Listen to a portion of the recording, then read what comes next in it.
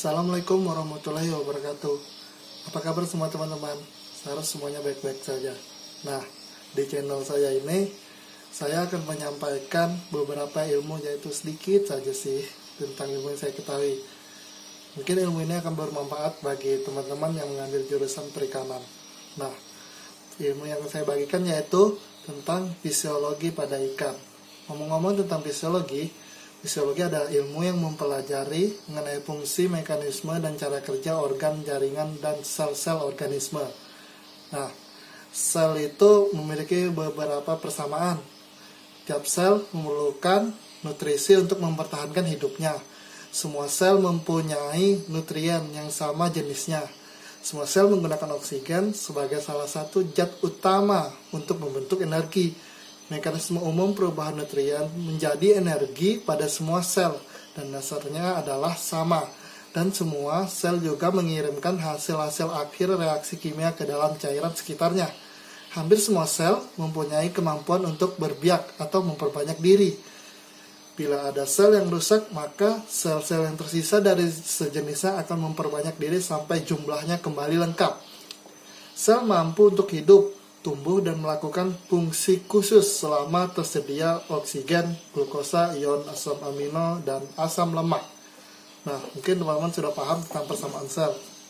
Nah, kembali lagi ke topik pertama kita, yaitu fisiologi pada ikan.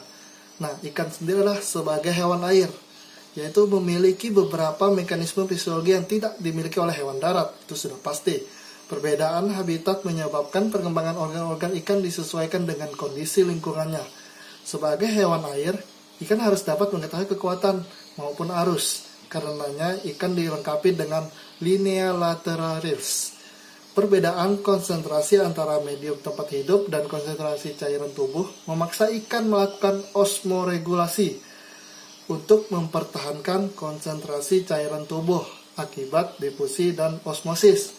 Nah, bila tidak dilakukan, maka ikan laut dapat menjadi ikan kering yang asin, dan ikan air tawar dapat mengalami kematian akibat kelebihan air. Hewan darat dan air sama-sama memerlukan oksigen untuk bernapas. Kandungan oksigen di udara dan di air berbeda. Kandungan oksigen di air hanya 5%. Rendahnya kandungan oksigen dalam air menyebabkan hewan air harus memompa sejumlah besar air ke permukaan insang untuk mengambil oksigen tersebut. Bersama dengan itu, insang juga harus mengeluarkan ion berlebih yang masuk ke dalam tubuh. Ikan bersifat poikilothermal, yaitu suhu tubuh tergantung pada suhu lingkungannya. Nah, pada saat suhu lingkungan dingin, maka suhu tubuhnya akan ikut juga. Nah, ikan tidak dapat mempertahankan suhu tubuh yang berbeda dengan lingkungannya. Agar suhu tubuhnya tetap stabil, ikan melakukan pergerakan, misalnya diurnal, nokturnal, musiman, dan lain-lain. Apabila suhu air menjadi hangat, maka ikan-ikan akan bergerak ke bawah, ke bagian yang lebih dingin, atau bermigrasi ke tempat lain. Nah, demikian pula sebaliknya. Nah, mungkin sudah sedikit paham tentang ikan tadi, beberapa penjelasannya. Nah, ada juga yaitu fisiologi pencernaannya. Nah, di fisiologi pencernaan ini kita membahas mengenai proses pencernaan dan penyerapan makanan, menyangkut struktur alat pencernaan, yaitu tempat berlangsungnya proses pencernaan dan penyerapan makanan, biokimia dari bahan yang terkait dengan proses pencernaan atau zat makanan, enzim, mukus, asam klorida, cairan, empedu, hormon. Mekanisme pencernaan dan penyerapan makanan, yaitu mekanisme fisik dan kimia serta interaksi antara komponen-komponen yang terkait dengan pencernaan dan penyerapan sehingga makanan dapat dicerna, diserap, dan selanjutnya dapat dimanfaatkan oleh tubuh ikan tersebut. Nah, pelajaran fisiologi ini memiliki beberapa manfaat juga loh, yaitu dapat diketahui fungsi, mekanisme, dan faktor-faktor yang dapat merangsang maupun menghambat kerja suatu organ. Nah, pengetahuan mengenai sistem hormonal pada ikan membantu kita dalam perkembangan budidaya dengan teknik hipofisasi untuk mempercepat kematangan telur dan pemijahan. Nah, di sini kita bisa lebih cepat melakukan proses pemijahan agar kita mendapatkan bibit yang baik. Nah, implementasi pelet kolesterol yang mengandung BRH telah berhasil merangsang pemijahan ikan bandeng. Nah, ada juga teknik pemberian dan formulasi akan berdasarkan nilai gizinya, didasarkan pada pengetahuan mengenai laju pengosongan lambung, bioenergetika, dan kinerja reseptor kimia. Nah, tadi itu beberapa penjelasan sedikit tentang fisiologi ikan. Nah, kita akan mendalaminya lagi nanti setelah ini ya. Sebentar dulu. 2000 years later. Kembali lagi, kita akan mempelajari yang lebih dalam tentang fisiologi ikan tadi, yaitu di bagian organ pencernaannya. Nah, di organ pencernaan atau saluran pencernaan kita bisa diketahui sendiri, yaitu ada mulut. Nah, di mulut ini merupakan proses awalnya pencernaan pada ikan. Posisi mulut itu bervariasi tergantung kebiasaan makan ikan. Ukuran bukaan mulut berhubungan dengan ukuran pakannya, berfungsi untuk memasukkan makanan. Nah, bisa diketahui sendiri kan, mulut yaitu fungsinya untuk memasukkan makanan. Nah, tadi posisi mulut pada ikan bermacam-macam, antara lain yaitu ada terminal, yaitu mulut terletak di ujung hidung, yaitu contohnya ikan mas. Dan subterminal, yaitu mulut terletak dekat ujung hidung, contohnya ikan kuro. Dan superior, yaitu mulut terletak di atas hidung, contohnya ikan julung-julung. Dan inferior, yaitu mulut terletak di bawah hidung, contohnya ikan pari. Nah, bisa kalian lihat sendiri gambar berikut ini ya, contoh-contohnya. Nah, sekarang kita lanjut ke rongga mulut. Nah, pada rongga mulut, pada lapisan permukaan terdapat sel-sel penghasil lendir atau tes. Nah, ada ikan yang memiliki gigi atau organ keras untuk penghancur makanan. Seperti manusia sendiri memiliki gigi untuk mengunyah makanan tersebut. Terdapat lidah atau penebalan tulang arshioden di dasar mulut, diselimuti lapisan sel mukus dan organ pengecap. Nah, pada langit-langit bagian belakang terdapat organ palatin yang berfungsi untuk mengatur kelebihan dan pemompaan air. Beberapa jenis gigi berdasarkan posisinya, yaitu maxilla, premaxilla, mandibula, former, parasphenoid, palatin, ectopterygoid, lingual, atau lidah, paring, atau kerongkongan. Beberapa bentuk gigi yaitu karnivora, pemotong, malapir, penerus, piliform, dan caldiform, merobek. Nah, ada juga herbivora. Herbivora dapat ditemukan gigi walaupun ukuran dan jumlahnya tidak berarti, menggunakan tapis insang untuk menyaring fitoplankton.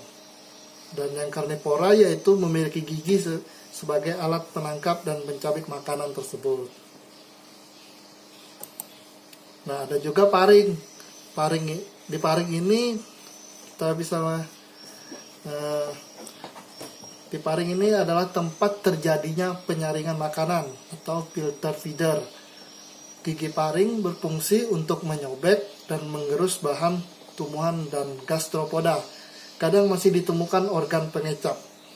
Nah, itu tadi beberapa penjelasan tentang paring. Sekarang esophagus. Nah, esophagus yaitu permulaan dari saluran pencernaan yang berbentuk pipa, mengandung lendir untuk membantu penelanan makanan.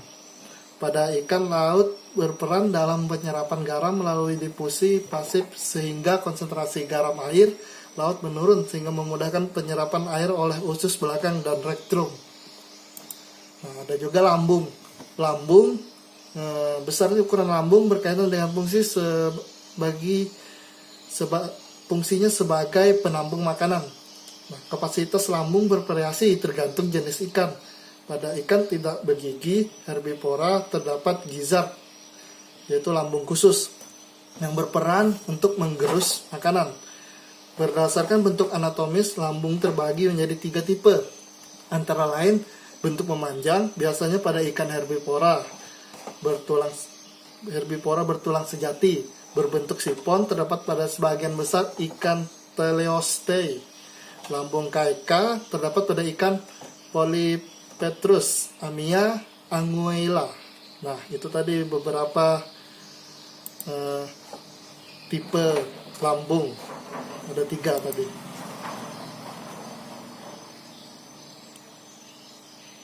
Nah, jadi lambung dari ikan herbivora dan karnivora itu berbeda ya.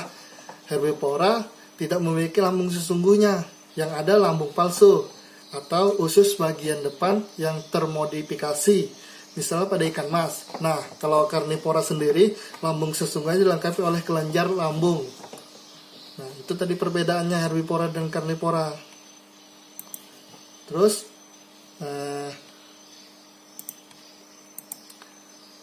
ada juga gizzard.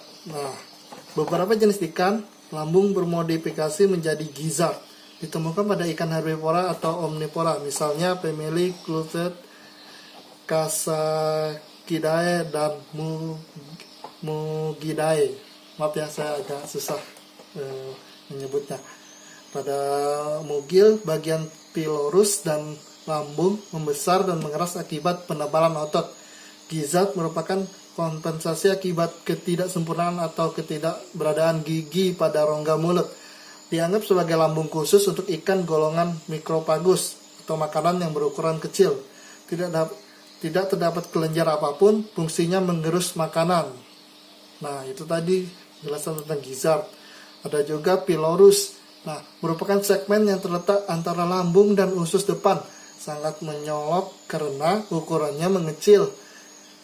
Adanya penebalan lapisan otot melingkar berfungsi sebagai pengatur pengeluaran makanan.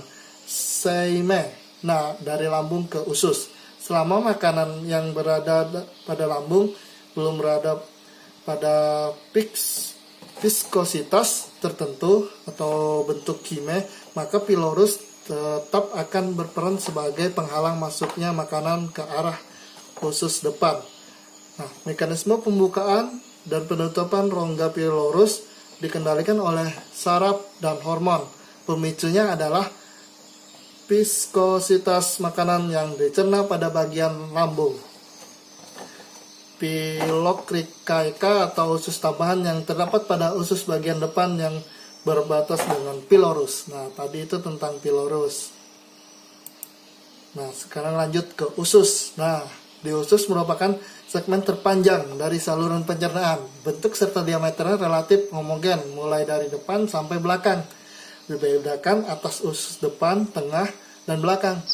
Panjang usus ikan bervariasi dan berhubungan erat dengan kebiasaan makan.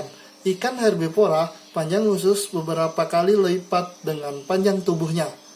Nah, pada bagian depan usus terdapat 2 saluran yang masuk ke dalam, yaitu saluran yang berasal dari kantung empedu dan yang berasal dari pankreas. Usus berfungsi sebagai penyerapan sari makanan. Nah, tadi itu penjelasan tentang usus ya, ada ikan. Nah, ada juga rektrum, merupakan segmen saluran pencernaan yang terujung secara anatomis. Sulit dibedakan antara usus dan rektrum. Secara histologis, batasnya antara kedua segmen tersebut dapat dibedakan dengan adanya katup rektrum atau rectal valve, bahasa kerennya. Katup rektrum terbentuk karena adanya penebalan lapisan submukosa dan lapisan otot, berfungsi dan penyerapan air dan ion. Dapat dilihat dari kondisi feses yang umumnya lembek, agak memadat maksudnya. Hal ini berbeda dari keadaannya ketika masih berada di segmen usus bagian belakang yang berbentuk bubur atau cair. Nah, itu tadi rektrum. Sekarang lanjut lagi ke kloaka, ruang tempat bermuaranya saluran pencernaan dan saluran genital. Ikan bertulang sejati tidak memiliki kloaka. Ikan bertulang rawan memiliki organ tersebut. Pada kloaka, saluran pencernaan masuk dari bagian bawah, sedangkan saluran urogenital masuk dari bagian atas. Katup kloaka terdapat pada lubang pengeluaran sisa makanan.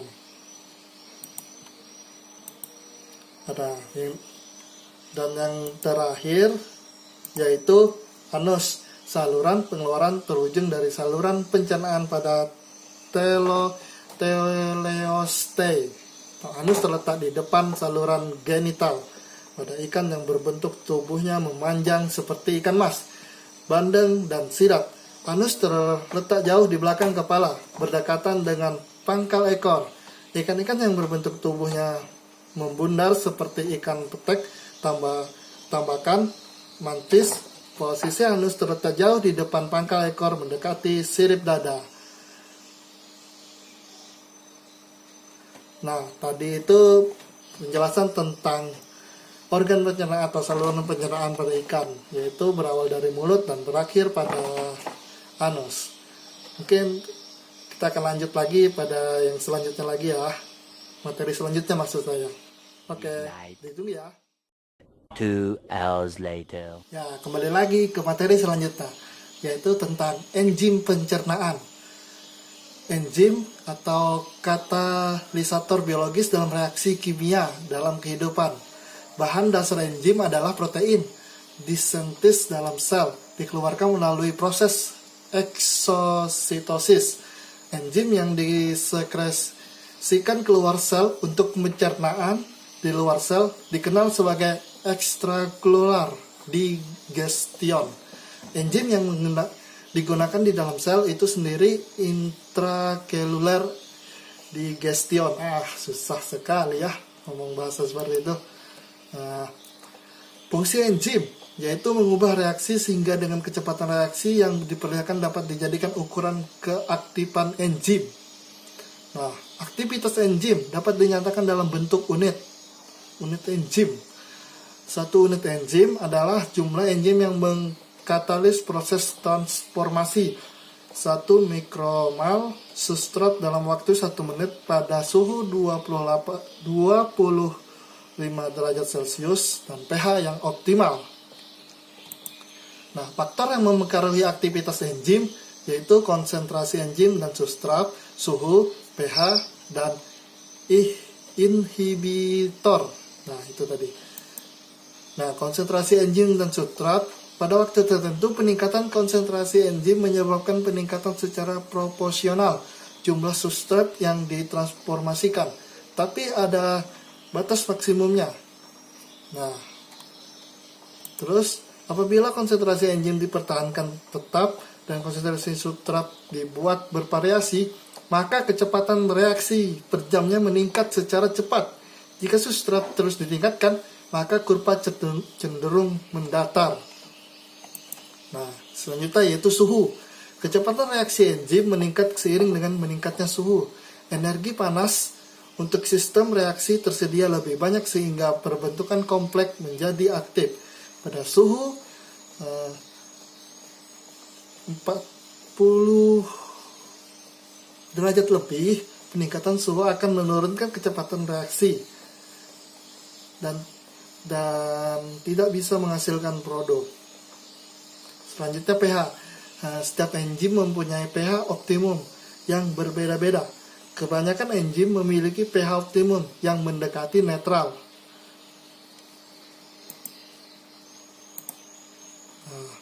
Selanjutnya inhibitor. Nah, inhibitor adalah analog dengan substrat enzim. Keberadaannya akan berkompetisi dengan substrat untuk meningkatkan bagian yang aktif. Enzim dapat bergabung dengan baik dengan substrat maupun inhibitor. Apabila enzim membentuk kompleks dengan inhibitor, maka jelas enzim tersebut tidak dapat berfungsi dengan katalisatornya. Nah, mungkin itu penjelasan beberapa sedikit tentang enzim. Nah, kita akan lanjut ke materi berikutnya ya. Ditunggu ya. Later.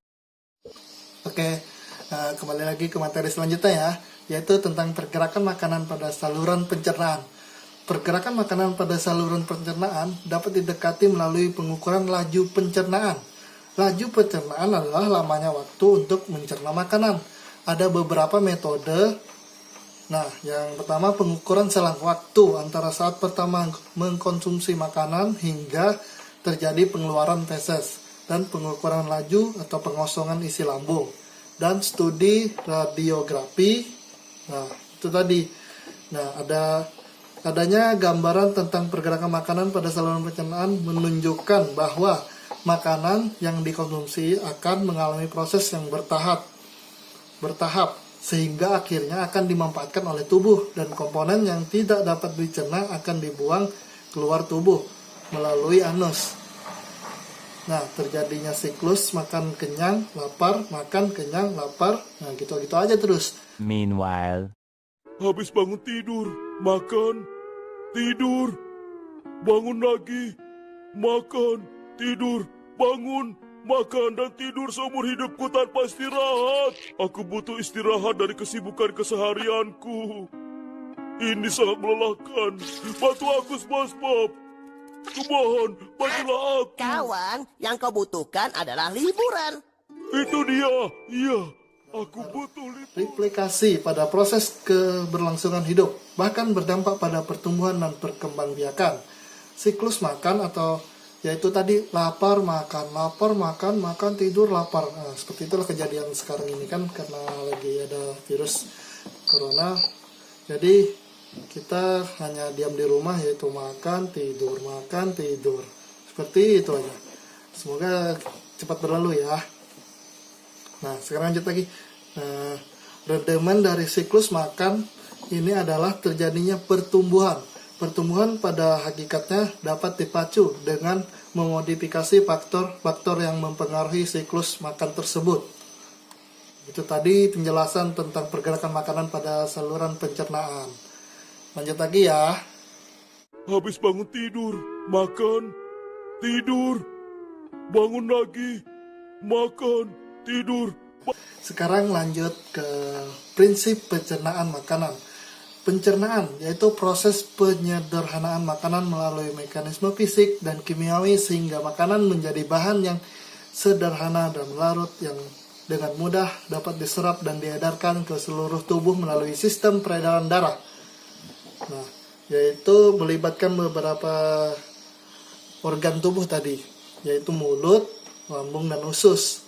Nah, terus pencernaan itu ada dua.